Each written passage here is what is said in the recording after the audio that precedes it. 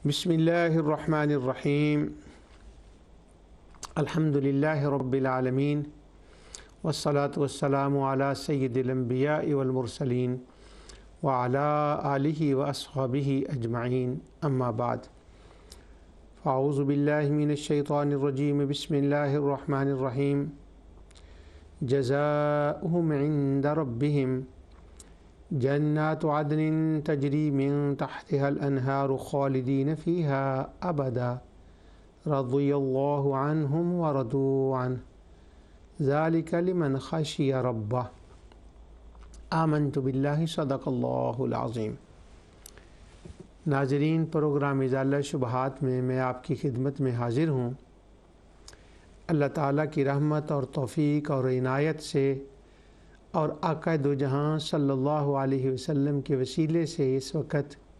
सूरह अल-बय्यिना और उसके मुतल्लिक़ात पर गुफ्तगू चल रही है। आज के प्रोग्राम के अंदर ये जितनी आयत मैंने पढ़ी है, इसका बहुत सारा हिस्सा पिछले प्रोग्राम में गुज़र चुका है। जो आखिरी इसका हिस्सा है ज़ालिका लिमन खशिया रब्बा, खाशिया रब्बा, इस पर थोड़ी सी बात अर्ज़ करूँगा। इसका तर्जमा ये है कि जिनकी तारीफ़ की गई है अहले ईमान की और उनकी जज़ा क्या है, जन्नत और जन्नत की डिस्क्रिप्शन बयान की गई है और फरमाया गया वो हमेशा उसमें रहेंगे, यानी कभी वहाँ से निकलने का सवाल पैदा नहीं होता। वो बेफ़िक्री जो है ना वो अता कर दी गई है और इसी को ला खौफ फरमाया गया कि ये खौफ नहीं होगा कि वहाँ से कोई निकालेगा। अल्लाह ताला उनसे राज़ी हुआ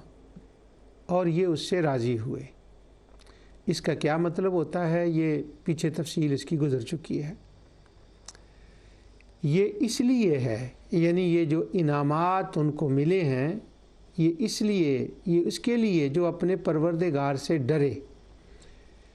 तो ज़ालिका लिमन खशिया रब्बाह का माना यह है कि जो अल्लाह ताला से डरता है वो इन इनामात का मुस्तहिक होता है। खशिया का लफ्ज़ जो है इसका माना डरना। कुरान करीम के अंदर ये खशिया का लफ्ज़ मुख्तलिफ़ सीगों के साथ आया है और कमो बेश इसका माना डरना ही जो हमारे तर्जमा करने वाले हैं उन्होंने लिखा होता है। अब इसका डरने का लफ्ज़ जो है वो कोई गलत नहीं है, उसका माना डरना करना, डरने का करना या तर्जमा लिखना ये गलत नहीं है। चूँकि उर्दू ज़ुबान के अंदर इसका माना डरना, अरबी में उसका माना आम तौर पर खौफ के से किया जाता है। तो जब उसका खौफ और डरना माना हो गया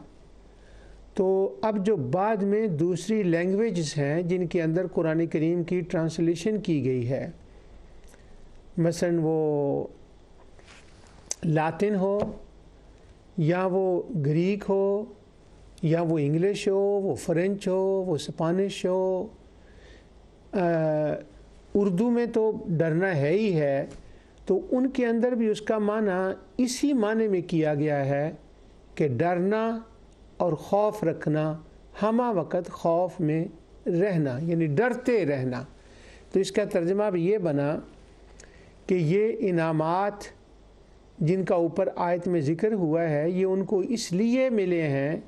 कि ज़ालिका लिमन खशिया रब्बा, कि वो अपने रब से हमा वक़्त डरते रहते हैं,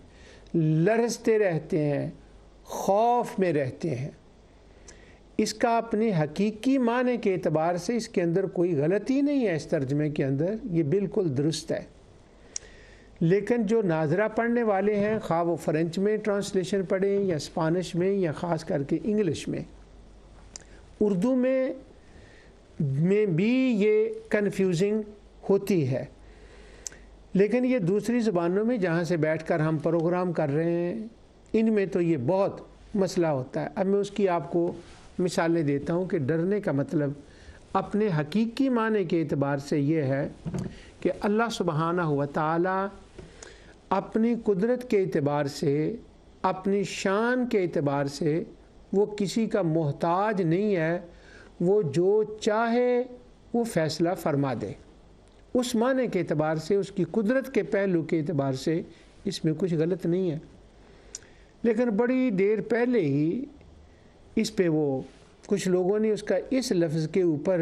جب یہ ترجمہ پڑھا تو ان کے ذہن میں ایک کنفیوزنگ پیدا ہوئی،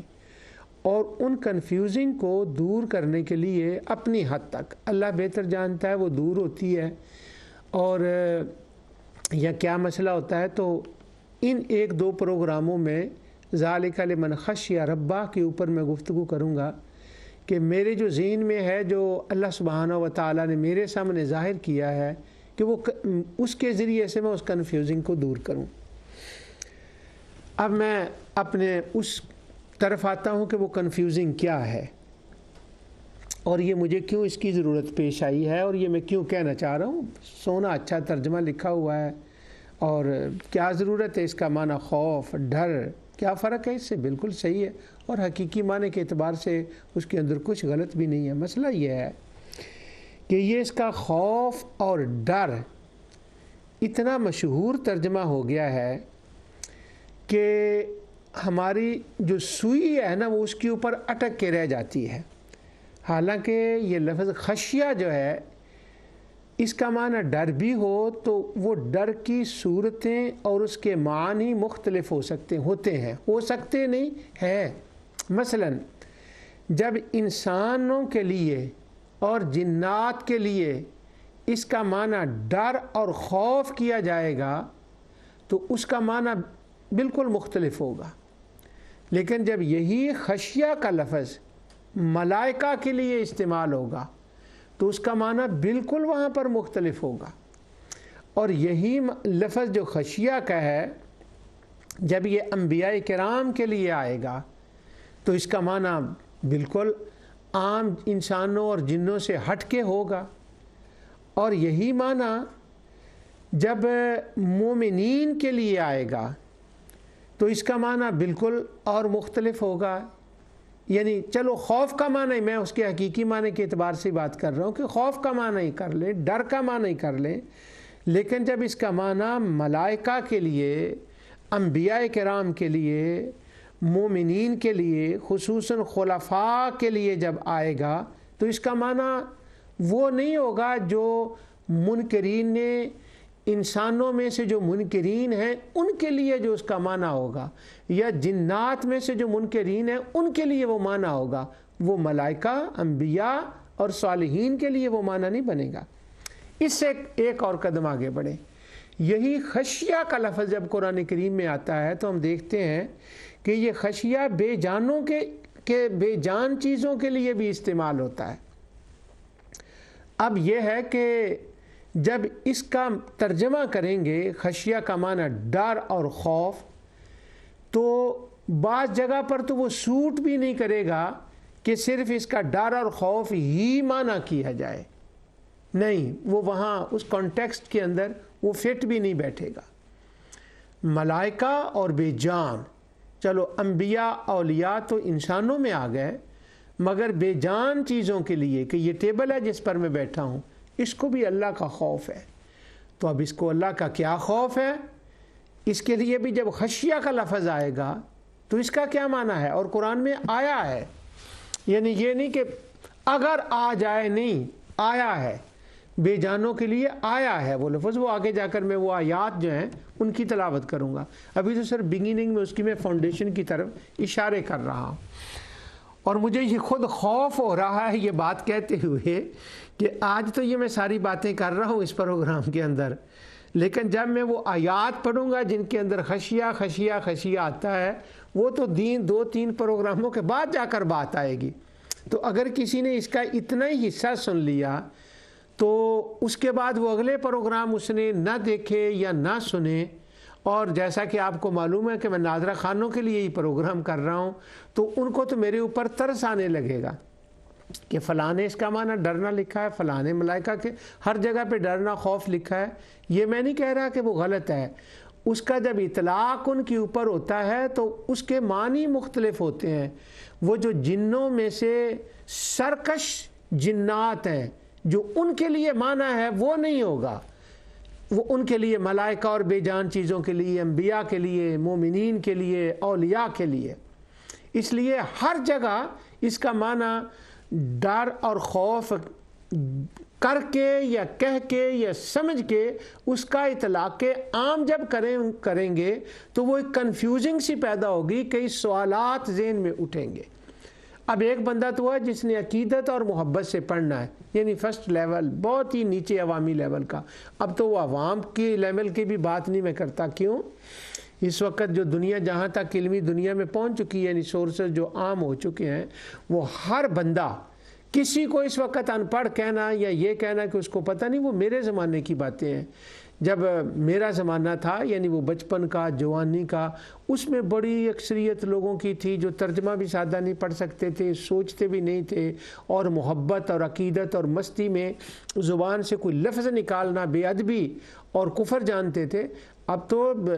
لوگوں کے جب کے پاس یہ حالات ہو گئے، وہ فوراً سوال اٹھاتے ہیں۔ تو میرا کہنے کا، عرض کرنے کا مقصد یہ ہے کہ وہ سوال اٹھیں گے جب وہ خشیہ کا لفظ آیا ہے، اٹھیں گے نہیں، اٹھاتے ہیں۔ میرے ساتھ یہ ہوتا ہے، اس لیے تو میں یہ پروگرام کر رہا ہوں۔ یوں سمجھیں کہ یہ میری ایک مجبوری ہے جس کی وجہ سے یہ خشیہ کے اوپر یہ لفظ جو ہے، میں اس کے اوپر یہ پروگرام کر رہا ہوں۔ یہ خشیہ کے اوپر پیچھے بھی پروگرام میں کر چکا ہوں، لیکن اب ذرا اس کے اندر اور تفصیل سے میں کرنا چاہتا ہوں۔ اب مختلف زبانوں میں چونکہ تراجم ہوئے ہیں، اور اس کو صرف مسلمان تو نہیں پڑھتے، محبت اور عقیدت والے تو نہیں پڑھتے، وہ تو دہریے بھی ان کو پڑھتے ہیں، کرسچین بھی پڑھتے ہیں، جوز بھی پڑھتے ہیں، اگنوسٹک بھی پڑھتے ہیں، ایتھیسٹ بھی پڑھتے ہیں۔ وہ تو ایک کامن ہو جاتی ہے چیز، اور وہ ہر زبان میں پڑھتے ہیں۔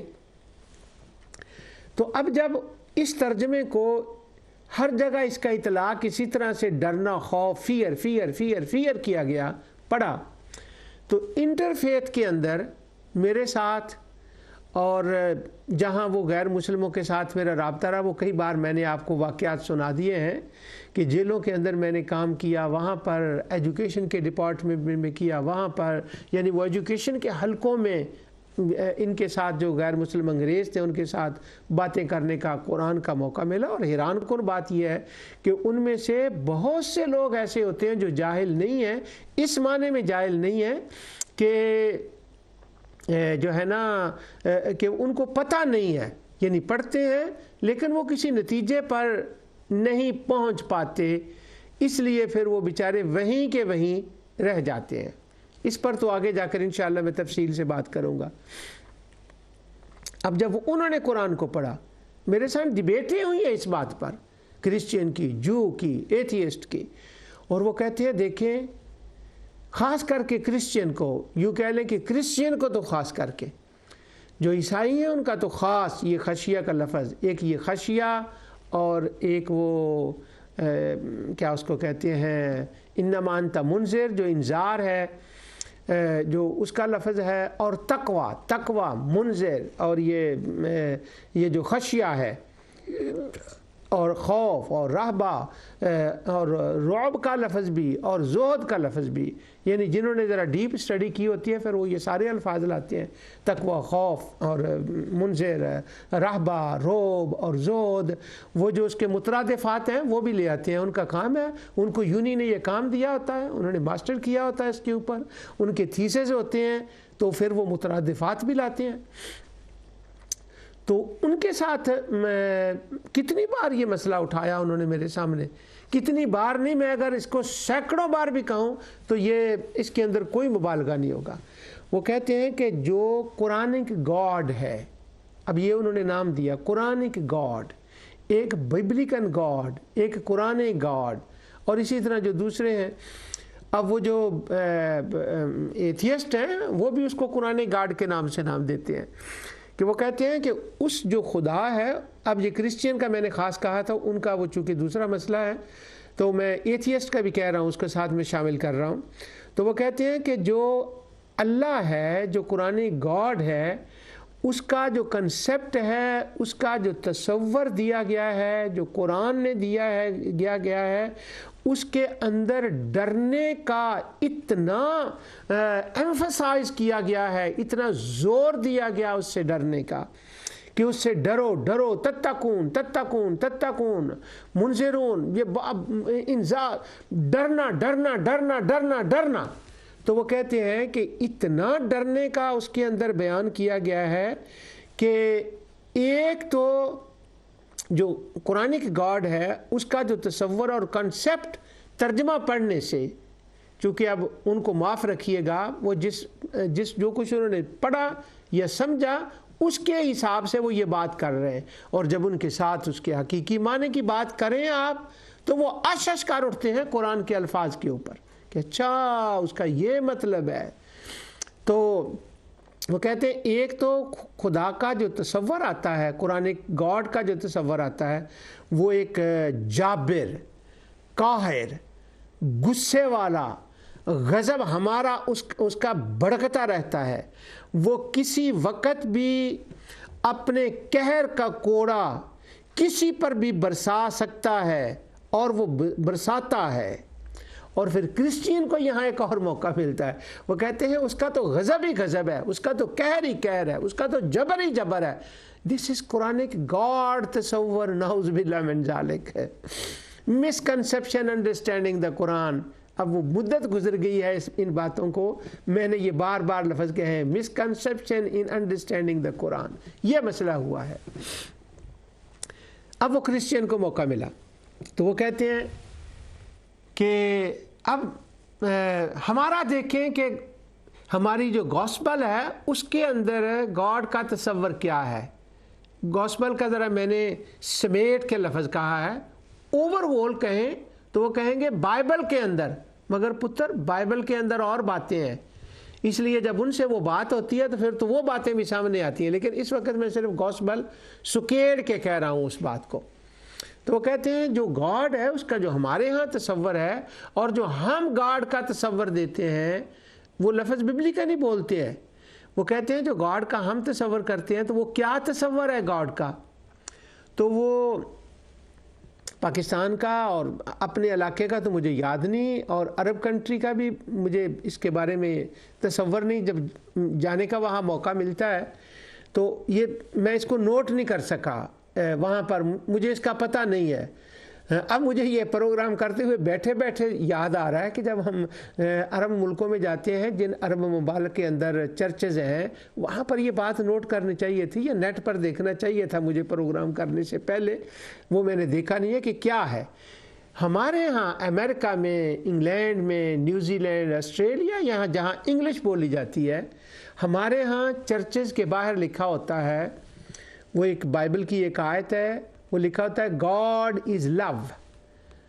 گاڈ از لو، اور بس وہ محبت ہی ہے،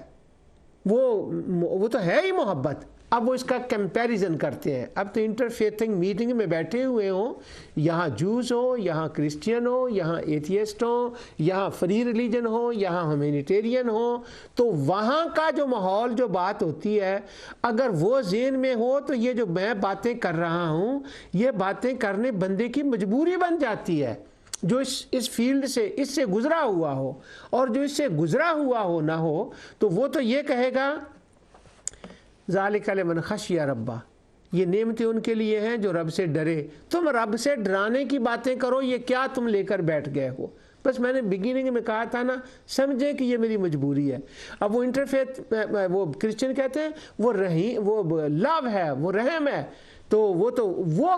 گاڈ ہم اس کا تصور پیش کرتے ہیں۔ تو یہ خشیہ اور تقوی اور خوف اور رعبہ اور زہد، اس کا جب وہ کنکلوژن کرتے ہیں تو چونکہ انہوں نے اس کو ڈیفرینشیٹ نہیں کیا ہوتا کہ جب وہ یہی لفظ خشیہ جب پتھروں کے لیے آئے تو وہاں اس کا کیا مطلب ہوگا، خوف کا کیا مطلب ہوگا، ملائکہ کے لیے آئے تو کیا ہوگا، اور جب وہ سرکش انسانوں سرکش جنات کے لیے آئے تو کیا مطلب ہوگا، وہاں پر اس کا کیا مطلب ہوگا، خواہ وہ خوف ہو یا رہبہ ہو یا وہ خشیہ ہو تو کیا مطلب ہوگا۔ لیکن اس وقت چونکہ وہ الفاظ نہیں ہے میرے سامنے، ہم خشیہ کے اوپر بات کر رہے ہیں تو کیا معنی ہوگا، اس لیے انہوں نے یہ کنسیپٹ جو ہے نا وہ یہ پیش کر دیا، نعوذ باللہ من ذالک، اور پھر اس کو اتنا عام کر دیا اس بات کو کہ مغرب کے اندر جو پرائمری اسکول کے بچے ہیں ان کے سامنے ان کے مائنڈ میں بھی بعض جگہ یہ باتیں بٹھا دی گئی. میں آگے جا کر آپ کو واقعہ سناؤں گا وہ کہ ایک میں لیکچر دینے کے لیے گیا ایک پرائمری اسکول کے اندر, اور وہاں میں پوری وہ بات بتاؤں گا کہ وہ اس ایسی جگہ پر واقع ہے جہاں ہم دیکھ سکتے ہیں جس کو ہم کہتے ہیں پیور وائٹ ایریا, اس کے اندر پیور وائٹ ایریا. تو وہاں پر بھی ایک بچے نے مجھ پر یہ سوال کر دیا, خشیہ والا, خوف والا, یہاں تک اس بات کو وہ ایک عام کر دیا گیا. اس لیے اس بات کی صراحت کی ضرورت ہے. اب ایک انٹرفیتھ کی بات ہو گئی,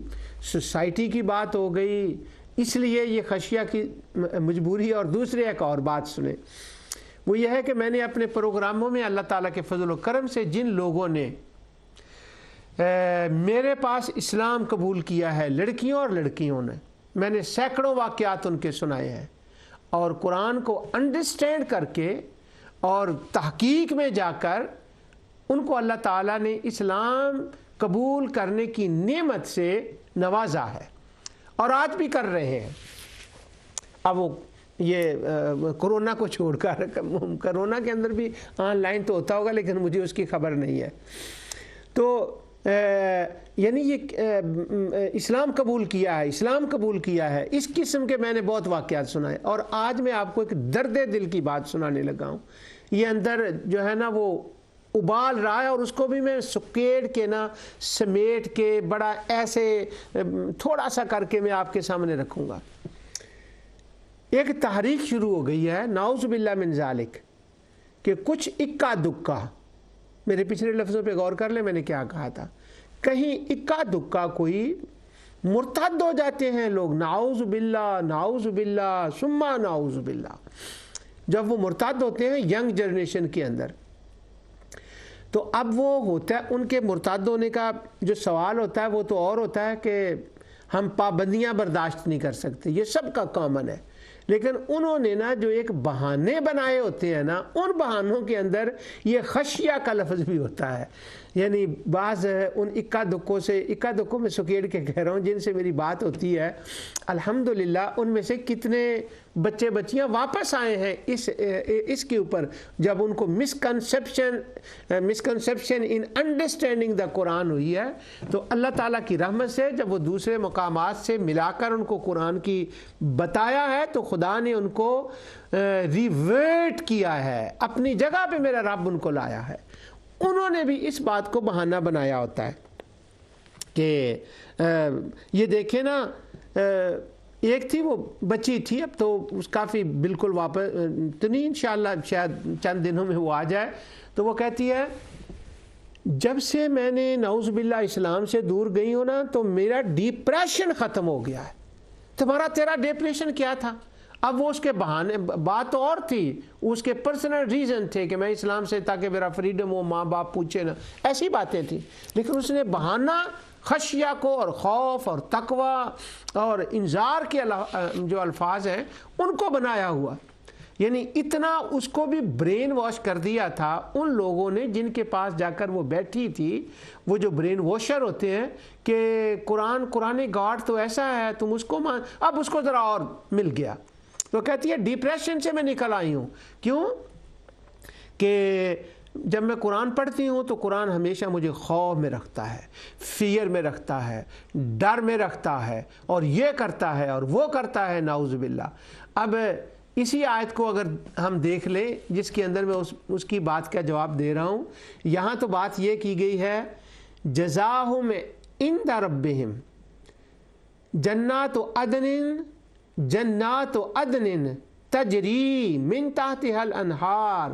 خالدین فیہا ابدا. وہ جنت کے اندر یہ نعمتیں اور جنت کا کنسیپٹ, اور پھر گارنٹی دی گئی ہے کہ وہاں سے وہ ایک بار ویزا مل گیا تو اس کی کینسلیشن نہیں ہے, اس کی پکا وہیں رہنا ہے, گارنٹی ہے. اور وہ اس سے راضی ہے, اللہ ان سے راضی ہے. اور اللہ ان سے کیوں راضی ہے؟ کیونکہ انہوں نے ذالک لمن خشی ربہ, اس کی ربوبیت کو پہچان لیا جان لیا ہے اور اس کے حقوق کو پورا کیا ہے۔ تو یہ ڈپریشن میں ڈالنے والی آیتیں نہیں ہیں، یہ ڈپریشن سے نکالنے والی آیتیں ہیں۔ اب وہ سائیکالوجسٹ ان کے وہ کہتی ہیں ہم نے سائیکالوجسٹ سے بات کی کہ ہم نے تو یہ پڑھا تھا، ہمارے ذہن میں تو یہ آ گیا۔ اب سائیکالوجسٹ سارے ایک ہی قسم کے نہیں ہوتے، میری بھی زندگی گزری ہے سائیکالوجسٹوں سے بات کرتے ہوئے اور پڑھتے ہوئے۔ جب سائیکالوجسٹوں کے سامنے یہ پوری آیت رکھی جائے تو وہ کہتے ہیں یہ ڈپریشن دیتی نہیں ہے، یہ آیت یہ ڈپریشن نکالتی ہے۔ اور کیسے نکالتی ہے اس کا اشارہ میں نے ہلکا سا کر دیا ہے، اس پر تفصیلی بات انشاءاللہ اگلے پروگراموں میں آئے گی۔ لیکن اب یہ ہے کہ وہ اگلے پروگرام ملتا ہے موقع یا نہیں، یا کسی کو یہ خیال آنے لگے کہ اس کو یہ بات کرنے کی کیا ضرورت ہے۔ تو وہ کہتے ہیں خشیہ کا معنی پڑھ کے نعوذ باللہ ہمیں وحشت آتی ہے، اور وحشت آتی نہیں، وحشت نکلتی ہے، وہ جاتی ہے۔ لیکن چونکہ وہ دوسری زبانوں میں ترجمہ ہوا ہوتا ہے، وہ فیئر فیئر فیئر ایسا کر کے انہوں نے ایک وہ کنسیپٹ سا بنا لیا ہے۔ اب یہ خشیہ کا لفظ، اس کا تھوڑا سا آج کے پروگرام میں ہم کرتے ہیں بات اس کے لیے کہ خشیہ کا تھوڑا سا ترجمہ انشاءاللہ آگے اگلے پروگرام میں بھی ہوگی، اس پر بات تھوڑا سا اس کا کرتے ہیں۔ اب میں ذرا کھل رہا ہوں اس بات کے اوپر، میں نے اپنی بیک گراؤنڈ بتا دی ہے تو کھل رہا ہوں۔ پہلی بات یہ ہے کہ جیسے میں نے ابتدا میں اشارہ کیا تھا، خشیہ صرف سرکش انسانوں کے لیے نہیں آیا، صرف سرکش جنات کے لیے نہیں آیا، اس کی اپلائی ہوگا اور اس کے تقاضے ہوں گے۔ جب ہم اس لفظ کو کسی کے لیے یوز کریں گے تو وہاں اس بندے کا لحاظ کیا جائے گا کہ یہاں پر اس کا کیا معنی بنے گا۔ معنی ایک ہی ہوگا لیکن اس کا جب اس پہ اپلائی ہوگا، امپلیمنٹ ہوگا تو کیا معنی اس کا ہوگا۔ اب اس کی مثال یہی یوں ہے، ایک ایتھیسٹ بندہ ہے، یہیں سے بڑے لوگوں کو دھوکے لگے ہیں، اس بات سے کنفیوزنگ ہوئی ہے۔ میں ان کو کیا اس کا کہتے ہیں، ان پہ روب نہیں ڈال رہا، ان کو ٹیل آف نہیں کر رہا، بلکہ ان کی مسکینی پہ ترس آتا ہے، اور ہمارا یہ فرض بنتا ہے جن کو اللہ تعالیٰ نے کچھ تھوڑا بہت اس قابل بنایا ہے، ہم یہ بات بتائیں ان کو۔ اب ایک بندے کے سر کو درد ہو گئی اور اس نے آئی بروفن کھائی ہے،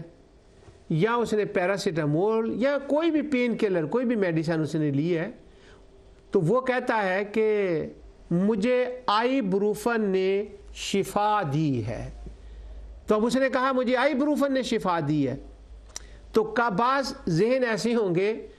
وہ شرک فوبیا، اس شرک فوبیا والا بندہ اگر اس بات کو سنتے وہ فوراً کہہ دے گا کہ یہ کافر ہو گیا، لیکن اس کا ایسے نہیں ہے، اس کا کچھ تقاضا ہے۔ اگر یہی جملہ کہ مجھے آئی بروفن نے آرام دیا ہے، آئی بروفن نے شفا دی ہے، یہی ایک بندہ وہ کہے یا بندی کہے جو مومن ہے یا مومنہ ہے، اور اللہ سبحانہ و تعالیٰ پر اس کا ایمان ہے، رسول اللہ صلی اللہ علیہ وسلم پر، تمام انبیاء پر، آخرت پر ایمان ہے، اپنی حد تک عمل صالح بھی بجا لاتی ہے، جب وہ یہ بات کہے تو نہ وہ کفر ہے نہ وہ شرک ہے، کوئی کفر فوبیا نہیں، کوئی شرک فوبیا نہیں، وہ کہنا جائز ہے، کیونکہ اس کا ایمان ہے اس بات پر کہ میں نے یہ جو کہا ہے نا، آئی بروفن نے مجھے شفا دی ہے، اصل میں اس کا ایمان ہے، اور اس کے اندر دل و دماغ کے اندر اس کے اندر یہ عقیدہ پختگی کے ساتھ ہے کہ وہ یہ کہے گا، وہ کہے گی کہ ڈاکٹر نے یہ دوائی ڈسکرائب کی ہے، اس نے لکھا مجھے دی ہے، ڈاکٹر کو بھی اللہ نے عقل اور شعور دیا ہے، بیماری کے یہ جو دوائی ہے اس کے اندر شفا کی قوت اللہ نے رکھی ہوئی ہے، مجھے جو بیماری دی ہے یہ بیماری اللہ نے دی ہے، اور اللہ ہی شفا دینے والا ہے، مگر اس نے ذریعہ اور سبب اس پیراسیٹامول کو ظاہری طور پر بنایا ہے، اس لیے میں سبب بول کر مسبب کو مراد لے رہا ہوں یا لے رہی ہوں، تو یعنی وہ ایٹریبیوٹ اس کا وہ مجازن وہ لفظ بول رہا ہے، اس لیے یہ بول رہی ہے، اس لیے اگر مومن یا مومنہ کہیں تو کوئی بات نہیں، اور اگر یہی بات ایک ایتھیسٹ پکا جو نہ خدا کو نہ رسول کو نہ ملائکہ نہ انبیاء نہ آخرت کو کسی چیز کو مانتا ہی نہیں، پکا ایتھیسٹ ہو، جب وہ یہ بات کہے تو اس وقت ہم کہیں گے کہ یہ اس کا لفظ کفریہ ہے۔ کیوں؟ اس نے سارا کچھ ایٹریبیوٹ حقیقی اس کی طرف آئیبروفن کی طرف کر دیا ہے،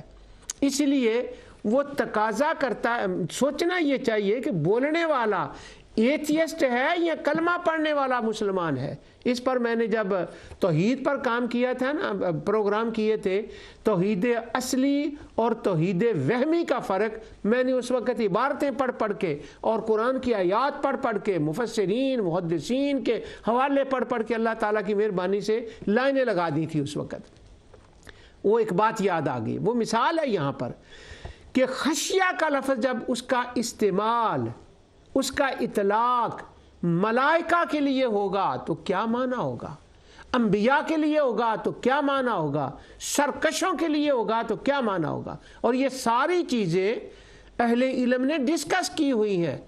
اور قرآن کریم کے اندر ان کا پورا بیان ہے۔ اب یہاں پر میں ایک معنی اس کا بتاتا ہوں آپ کو۔ خشیہ کا معنی یہ میرے سامنے سارے حوالے میں پڑھ کے تو کتنے بتاؤں آپ کو، کہاں تک کیا بتاؤں، بس اس کا ایک میں دیتا ہوں، کیونکہ آج کل تو ایک میں لفظ بول لوں تو وہ نیٹ میں ڈال دیں تو باقی سارا خود آ جاتا ہے۔ یہ لسان العرب ہے، تاج العروس ہے، لغتیں ہیں عربی کی، یہ لغتیں ہیں، مشہور ہے جیسا کہ سب لوگ جانتے ہیں، راغب کی ہے۔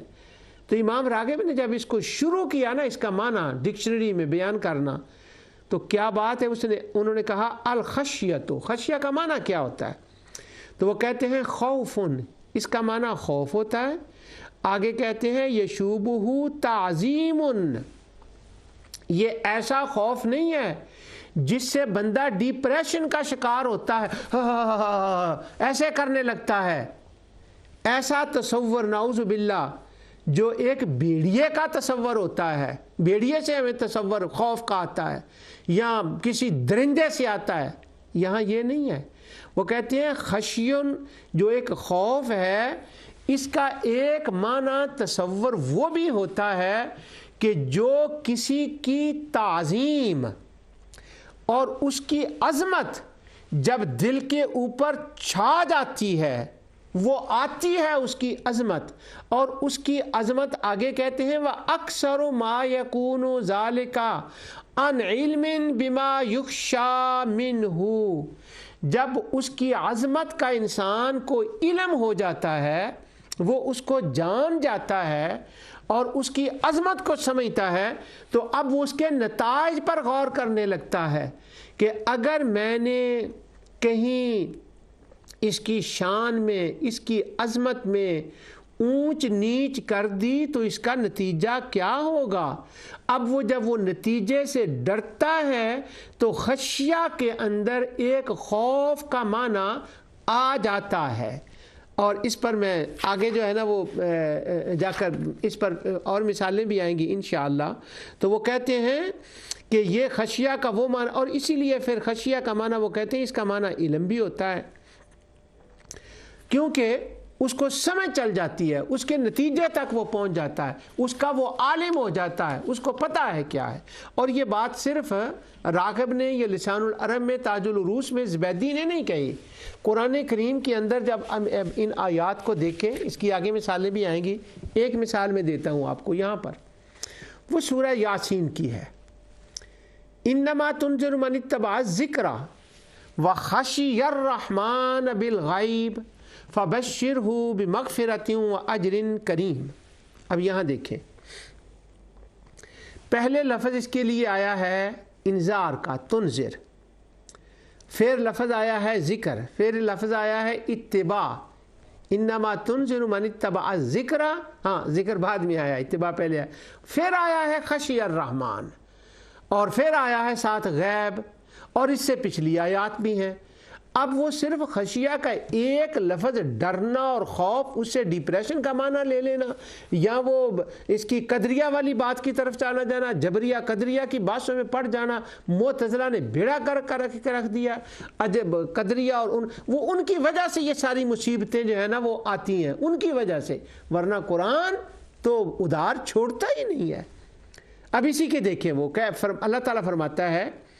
کہ یہ جو تو ان کو وارن کرتا ہے، بڑا کمال کا لفظ ہے یہ، انما تنذر، جن کو تو وارن کرتا ہے اور پھر وہ تیرے پیچھے پیچھے چل پڑتے ہیں، ان کو آگے راستے کا نہیں پتا، اب تو ان کو وارن کر رہا ہے کہ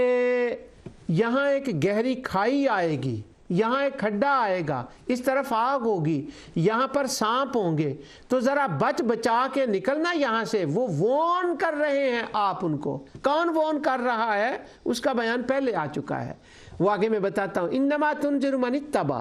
پھر وہ تیرے پیچھے پیچھے چلتے ہیں۔ جب وہ تیرے پیچھے پیچھے چلیں، اب چونکہ اس نے پہلے ان باتوں کو جان لیا ہے، وہ ان سے سفر کر آیا ہے، اس نے لِنُرِيَهُ مِنْ آیاتنا کی سیر کر کے سب کچھ دیکھ لیا ہے، وہ جانتا ہے کہ یہ کتنا پر خطر راستہ ہے، وہ اس غیب سے آگاہ ہو گیا ہے، اللہ نے اس کو کر دیا ہے۔ اب وہ اس کا رخ مخلوق کی طرف ہے، وہ مخلوق کو انذار فرما رہا ہے۔ اب جو پیچھے چلا، جس نے اس کو مانا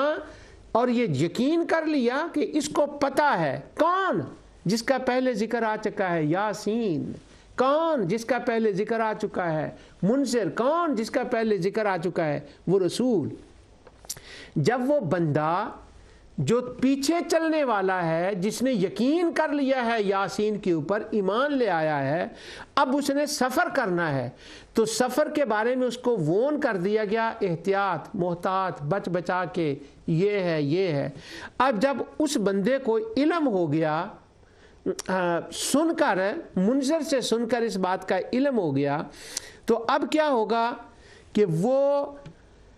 بچ بچا کے وہاں پر چلنے کا ارادہ کر لے گا۔ تو اللہ سبحانہ و تعالی فرماتا ہے انما تنذر من اتبع الذکر وخشی الرحمن،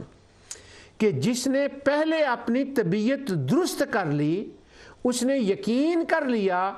کہ یہ جو منذر ہے، یہ جو وون فرما رہے ہیں، انہوں نے لِنُرِيَهُ مِنْ آیاتنا کے ذریعے ساری چیزیں دیکھ لی ہیں، یہ سفر سے آگاہ ہیں۔ جب اس نے ان پر یقین کیا اور پھر وہ اس کے پیچھے پیچھے چلنے لگا، اب وہی بندہ ہے کہ جو ان کی اس واعظ سے، اس نصیحت سے، اس تقریر سے وہ فائدہ اٹھائے گا۔ اور اگر اس نے پہلے منذر ہی نہ مانا، یاسین ہی نہ مانا، اور اس رستے کو پر خطر ہی نہ مانا، اور اس نے ویسے ہی اگنور کر دیا، اور اس نے وہ سوالات اٹھانے شروع کر دیے، تو وہ اس سے فائدہ نہیں اٹھا پائے گا۔ تو یہاں پر یہ ہے کہ وہ خشی الرحمن بن جائے گا بندہ جس نے تمہاری اتباع کی، تمہارے پیچھے چلا، وہی ہوگا جو بچ بچا کے چلنے والا ہوگا، اور وہی ہوگا جس کا رحمان پر ایمان ہوگا، وہی اس کو ماننے والا ہوگا، وہی اس سے امیدیں وابستہ کرنے والا ہوگا۔ تو خشی الرحمن کا یہاں یہ معنی ہے کہ جس نے مان لیا، ایمان لایا، اور پھر اس نے وہ مطالبات نہیں کیے۔ کیا مطالبات؟ جو سورہ اسراء میں آتے ہیں اور سورہ فرقان میں آتے ہیں۔ انہوں نے کہا ہمیں وقال الذین لا یرجون لقاءنا لولا انزل علینا الملائکۃ او نری ربنا او تأتی باللہ والملائکہ، کہنے لگے رب کو سامنے لے آؤ۔ اللہ تعالیٰ فرماتا ہے اب جب انہوں نے یاسین کو، منذر کو مانا اور یہ جان لیا کہ یہ تو لِنُرِيَهُ مِنْ آیاتنا کی سیر کر کے آئے ہیں، ان کی بات میں تو وزن ہے، یہ تو انڈرسٹینڈیبل ہے، یہ بات تو میک سینس کرتی ہے، پھر انہوں نے یہ مطالبہ نہیں کیا کہ ہم رحمان کو تب مانیں گے جب وہ رحمان ہمارے سامنے آ کے کھڑا ہو جائے، فرشتے ساتھ آ جائیں، یا تیرے ساتھ فرشتے کھڑے ہو کے کہیں، یا خود اللہ ہمارے سامنے لے آئے۔ انہوں نے مشرکین کا یہ مطالبہ تھا۔ تو اللہ تعالیٰ نے ان پر تعریض فرماتے ہوئے فرمایا کہ اب مومنین کا اور اپنا ذرا فرق دیکھو کہ وہ بن دیکھے مانتے ہیں اور تم دیکھ کر ماننا چاہتے ہو، اور رحمان کو دیکھا نہیں جاتا، صرف ان کی منذر کی اتباع کر کے، ان کے پیچھے پیچھے چل کر، اور اس مان کر کہ اگر میں نے ان کے پیچھے نہ چلا، ان کے پیچھے نہ گیا، یہ تو بتا رہے ہیں یہاں کھڈ ہے، یہاں کھائی ہے، یہاں گر جائے گا، یہاں گر جائے گا، یہاں اس کو کوئی چیز ڈس لے گی، اگر اس نے اس بات کو نہ مانا تو نتیجہ اس کا یہ ہوگا کہ نتیجے کے اعتبار سے یہ بنے گا خشیہ کا معنی کہ وہ جو قیامت کے دن جب ترازو لگے گا نا تو پھر نتیجہ کیا ہوگا کہ وہاں پہ پر وہ بندہ ہار جائے گا، اور وہ اس کو قیامت کے دن کا جو خوف ہوگا، اس معنی میں خشیہ کا معنی ہے اس خوف، اس کا خوف، نتیجے کا خوف۔ اب یہ معنی نہیں ہے کہ اللہ سبحانہ و تعالیٰ نعوذ باللہ من ذالک اس کا موڈ بدل دے تو وہ کچھ کا کچھ کر جائے، یا ہمیشہ خوف میں ہی رہیں کہ پتہ نہیں وہ کیا کر دے۔ یہ تو اللہ تعالیٰ نے فرمایا وَمَا رَبُّكَ بِظَلَّامٍ لِّلْعَبِيدِ وَلَا يَظْلِمُ رَبُّكَ أَحَدًا، یہ نہیں ہے اس کے ہاں، یہ ان کے باطل خداؤں کے بارے میں ان کا تصور تھا۔ اب یہی لفظ جو ہے یہ سورہ انبیاء میں بھی آیا ہے، اور وہاں دیکھیں کس طرح سے خشیہ کا معنی وہاں بیان کیا گیا۔ وَنَضَعُ الْمَوَازِينَ الْقِسْطَ لِيَوْمِ الْقِيَامَةِ، قیامت کے دن ترازو رکھا جائے گا، اور اس ترازو کی پھر کیفیت بیان کی گئی، صحیح وہ ترازو وزن کرے گا۔ جب وہ وزن کرے گا، اللہ تعالیٰ نے فرمایا پہلی قوموں کو بھی میں نے وَلَقَدْ آتَيْنَا مُوسَىٰ وَهَارُونَ الْفُرْقَانَ وَضِيَاءً وَذِكْرًا لِّلْمُتَّقِينَ، ان کو بھی میں نے کتاب دی تھی، روشنی دی تھی، اور تاکہ وہ متقین، تاکہ وہ اپنے آپ کو بچا لیں اس دن کے اس خوف سے کہ جب وہ ترازو رکھی جائے گی تو کیا ہوگا، وہاں تو 2 اور 2 کا فیصلہ ہوگا عدل کے اعتبار سے، فضل کی بات تو بعد میں آئے گی، پہلے تو یہ ترازو رکھا جائے گا۔ اور آگے اللہ تعالیٰ نے متقین کے بعد فرمایا الذین، جو متقین ہوتے ہیں بچانے والے، محتاط، ان کے بارے میں فرمایا وہ کون ہے؟ الذین یخشون ربہم بالغیب، ذکر المتقین الذین یخشون ربہم بالغیب، وہ ان کو خوف کس بات کا ہے؟ وَهُم مِّنَ السَّاعَةِ مشفقون، وہ جو قیامت کے دن ترازو رکھی جائے گی نا، وہ اس بات سے ڈرتے ہیں کہ اگر ہم نے احتیاط نہ کی، یہاں بچا کے نہ چلے، وہ جو کرنے والا کام ہے وہ نہ کیا، اس منظر پر ایمان نہ لائے، اس کے پیچھے نہ چلے، عمل صالح نہ کیا، تو جب وہ قیامت آئے گی، جب ترازو رکھا جائے گا، پھر کیا ہوگا؟ یخشون ربہم، وہاں اللہ سبحانہ و تعالیٰ عدل کے ساتھ جب فیصلہ فرمائے گا تو وہ ترازو جو ہے وہ تو اونچ نیچ ہو جائے گا، وہ جو بدیوں والا ترازو ہے وہ تو نیچے چلا جائے گا، اور جو ایمان اور عمل صالح والا ترازو ہے وہ تو کم ہو جائے گا، تو نتیجہ کیا ہوگا؟ وہاں سزا بولی جائے گی۔ اس بات کا وہ دھیان کرتے ہیں، اور جب وہ اس بات کا دھیان کرتے ہیں رحمان کے لیے، تو کیا ہوتا ہے کہ رحمان پر کا دھیان کرنے کے لیے جب وہ اس بات کا دھیان کرتے ہیں تو اللہ تعالیٰ فرماتا ہے انما تنذر من اتبع الذکر وخشی الرحمن بالغیب فبشرہ، پھر میں ان کو مبارکباد دے دیتا ہوں۔ کیوں؟ انہوں نے دھیان کیا۔ اب یہاں ڈپریشن کہاں سے آ رہا ہے؟ یہاں ڈرنا، خوف وہ درندوں والا کہاں سے آ رہا ہے؟ یہ تو بات ہی کچھ اور ہے۔ کہاں سے وہ ایتھیسٹ اٹھاتے ہیں، اور یہی تو مسکنسیپشن ان انڈرسٹینڈنگ دا قرآن ہے۔ اسی ٹاپک کو تو میں ڈسکس کر رہا ہوں۔ اللہ تعالیٰ فرماتا ہے انما تنذر من اتبع الذکر وخشی الرحمن بالغیب فبشرہ، مبارک دے دو ان کو بمغفرہ۔ جب انہوں نے یہ احتیاط کی ہے نا، تو اب میں رحیم ہوں، رحمان اور رحیم ہوں۔ رحمان کا وہ کر دیا میں نے، اس پر بسم اللہ الرحمن الرحیم کی تفصیل گزر چکا ہے۔ تو اللہ تعالیٰ فرماتا ہے مغفرہ کا یہاں معنی یہ ہے کہ اگر کہیں کمی کوتاہی ہو گئی تو میرا فضل بھی ہے، میں رحیم بھی ہوں، میں رحمان بھی ہوں۔ اگر کمی کوتاہی ہوگی مگر محتاط رہا، منذر کے پیچھے چلا،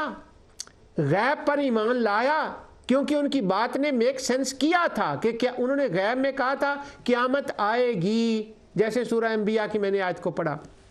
اور یہ یاسین کے اندر بھی یہاں یہ بات ہے اس آیت کے بعد یہ جو میں پڑھ رہا ہوں فبشروا بمغفرۃ واجر کریم انا نحن نحیی الموتى ونکتب ما قدموا، پھر قیامت کی بات ہے یہاں پر بھی،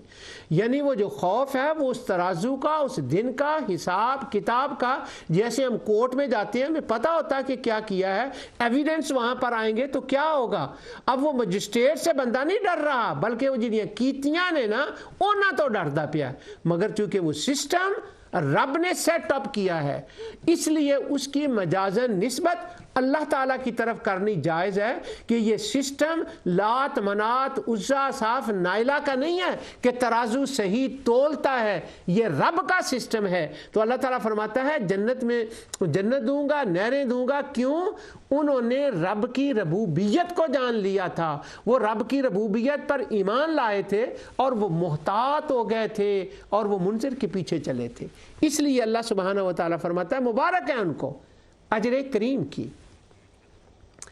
اجر کریم کی مبارک ہے۔ کیا بات ہے، یہاں پر کیسے میں آگے بڑھوں؟ اور اجر کریم یہ ہماری مسکنسیپشن انڈرسٹینڈنگ دا قرآن میں سے ایک بات یہ بھی ہے کہ ہم ہر بات کو پورے کے پورے طور پر قیامت کے اوپر چھوڑ دیتے ہیں، تو یہ ایک سوچنے والی بات ہے۔ آگے جا کر انشاءاللہ اللہ تعالیٰ نے موقع دیا تو لفظ دنیا، یعنی جس کو ہم دنیا کہتے ہیں، وہ قرآن میں جب لفظ آئے تو اس پر غور کریں کہ وہ یہ نہیں ہے، اللہ دنیا یہاں بھی دیتا ہے وہاں بھی دیتا ہے۔ اب یہ جو مبارک بات ملی ہے نا اہل خشیہ کو کہ جنہوں نے منذر سے سن کر ایمان لائے، ان کو علم آ گیا، وہ محتاط ہو گئے، انہوں نے بچ بچاؤ اپنا کر لیا، ان کے لیے کہا گیا ہے اجر کریم۔ وہاں کا اجر کریم جو ہے وہ تو وہاں کا اجر کریم ہوگا، دنیا کے اندر اللہ سبحانہ و تعالیٰ نے اجر کریم یہ بھی رکھا ہے کہ جو مومن ہوتا ہے اس کو جو وہ رزق عطا فرماتا ہے۔ دوسری جگہ رزق کریم بھی آتا ہے، قرآن کریم میں کتنی آیات ہیں، اللہ سبحانہ و تعالیٰ اس کو باوقار اور حلال اور طیب رزق عطا فرماتا ہے۔ حلال اور طیب، حلال کا کیا معنی ہوتا ہے؟ ایک تو فقہی معنی میں ہوتا ہے اور اس کا آگے جا کر انشاءاللہ بیان آئے گا، اور طیب ایک تو فقہی معنی میں ہے پھر اس کا بیان آئے گا۔ تو اللہ تعالیٰ نے یہ جو طیب فرمایا ہے نا، اصل میں یہ رزق کریم ہے، یہ اجر کریم ہے جو دنیا کے اعتبار سے یہاں دنیا میں بھی اللہ عطا فرماتا ہے اور آخرت میں بھی اللہ سبحانہ و تعالیٰ عطا فرمائے گا۔ اب امام راغب نے اس کا ایک معنی عجیب لکھا ہے، اور وہ عجیب بنتا نہیں ہے، یعنی ہمارے اعتبار سے ہم جو پڑھنے والے ہیں ناظرہ ان کی میں بات کر رہا ہوں۔ امام راغب نے کہا ہے الخشیو کا غنی یابس النبت، وہ کہتے ہیں کہ وہ جو زمین ہے نا جو خشک ہو جائے اور اس سے کچھ اگے نا، اس کو بھی عرب خشیہ کہتے تھے۔ کیا بات ہے، اس کو بھی خشیہ کہتے تھے۔ کیوں خشیہ کہتے تھے اس کو؟ اس کا معنی یہ ہے کہ ایک زمین ہے، اس کو پانی دیا جاتا ہے، وہ نرم رہتی ہے، اور ماڈرن زمانے میں اس کو نرم کیا جاتا ہے۔ یہ ماڈرن زمانے کا میں اس لیے کہہ رہا ہوں کہ وہ ملک جن میں ایسی زمینیں تھیں مگر جب وہ دوسرے ممالک سے لے جا کر مٹی وہاں ڈالی گئی، پانی ڈالا گیا تو وہ قابل کاشت نہ تھیں، آج دنیا کا بہترین فروٹ اسی زمین سے ہو رہا ہے۔ کیوں؟ پانی ڈالا گیا۔ جب پانی ڈالا گیا تو وہ بن گئی۔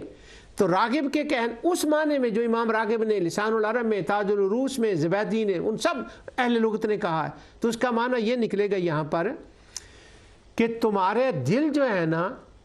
اب یہ دیکھو کھیتی ہے، اس کو پانی دیتے رہو، فصل اگتی رہے گی،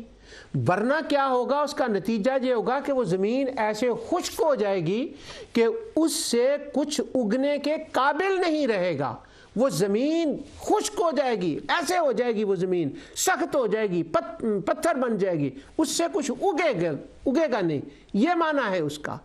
تو اگر اس کو قابل کاشت بنائیں، کس سے؟ وہ جو منذر نے فرمایا ہے، وہ جو یاسین نے فرمایا ہے، وہ جس کا ذکر کے اندر ہے، سبحان اللہ، اگر تم وہ پانی دو گے تو وہ خشک زمین بھی قابل کاشت بن جائے گی۔ اگر تم نے پانی نہ دیا تو تمہاری زمین اگر ٹھیک بھی ہوئی تو وہ خشک زمین نتیجے کے اعتبار سے بن جائے گی۔ یہ بڑا اہم جملہ راغب نے کہا. راغب کا وہ پہلا حوالہ میں نے لکھا ہے, وہی بار بار میں امام راغب کا نام لے دیتا ہوں, سب نے یہ لکھا ہے. تو ہو جائے گی. کیوں؟ عرب جو تھے, اب میں عربی لینگویج کو بھی بات نہیں کرنے لگا, لیکن ایک مثال دینے لگا ہوں کہ وہ جو بات نتیجے کے طور پر ہوتی ہے نا, اس کا بھی وہ اس معنی میں معنی کرتے ہیں. اب ویسے تو یہ لگتا نہیں ہے کہ خشیہ کا معنی ڈرنا اور خشیہ کا معنی خشک زمین, اس کا کیا تعلق ہے؟ نہیں, اس کا نتیجے کے معنی میں وہ اس کا معنی بن جاتا ہے. حضرت سیدنا موسیٰ علیہ السلام خضر کے ساتھ جا رہے ہیں اور وہ کشتی توڑ دی. تو جب وہ کشتی توڑی تو بعد میں جا کر انہوں نے بیان کیا, وہ کہتے ہیں کہ یہ کشتی مسکینوں کی تھی. تو یہاں ایک جو آج کے دور کا انسان ہے, پچھلے دور کا بھی, وہ سوچے گا کہ مسکین, عربی میں مسکین اس کو تو نہیں کہتے جس کی کشتی ہو, کرایہ آ رہا ہو اور وہ چل رہی ہو, تو وہ مسکین کیسے ہوئے؟ ابھی تو وہ مسکین تو نہیں تھے. تو اب اہل عرب جو تھے, وہ امام راغب نے کہا, دوسرے لغت والوں نے کہتا ہے خضر کا قرآن میں نام نہیں ہے, ویسے وہ شہرت کی وجہ سے میں کہہ رہا ہوں. خضر نے کہا یہ غریبوں کی, مسکینوں کی کشتی ہے, اگر میں اس کو نہ توڑتا تو بادشاہ جب چھین لیتا تو نتیجہ کیا ہوتا کہ وہ لوگ, وہ جن کی یہ کشتی ہے, وہ مسکین بن جاتے. یعنی جو نتیجہ آخذ میں نکلتا ہے نا, اس کے لیے بھی عرب اس کو استعمال کرتے تھے. اب وہ راغب کہتے ہیں کہ ایسی زمین جس زمین کی کاشت نہ ہو, قابل کاشت نہ ہو, کچھ اس سے اگے نہ, ختم ہو جائے, اس زمین کو بھی خشیہ کہتے ہیں. تو اللہ سبحانہ و تعالیٰ نے فرمایا قرآن کریم میں, جہاں بھی یہ خشیہ کا لفظ آتا ہے, اس کا معنی یہ ہے کہ انہوں نے اپنی زمین کو قابل کاشت بنائے رکھا, رب کی رحمت کا پانی دیتے رہے, حضور کی اتباع کا پانی دیتے رہے, اور وہ جو ذکر ہے اس کی ہدایات پر چلتے رہے. ان کے دل و دماغ کی زمین خشک نہیں ہوئی, انہوں نے جب اس کو پانی دیا تو وہ ترا تازہ ہو گئی, اس سے ایمان جنم لیا اس سے, اور عمل صالح کے پھول اگنے لگے. تو یہ قابل کاشت انہوں نے اپنے دل و دماغ کی زمین کو بنا لیا تھا. تو اب کیا معنی ہوا؟ ذالک لمن خشی ربا, کہ انہوں نے اپنے رب کی ربوبیت کو جان لیا تھا, اس لیے اللہ سبحانہ و تعالیٰ نے ان کو یہ سارے انعامات عطا فرما دیے. انشاءاللہ اسی پر آگے بات رہے گی. جو کچھ میں نے کہا اللہ تعالیٰ اسے قبول فرمائے. وما علیہ الا البلاغ.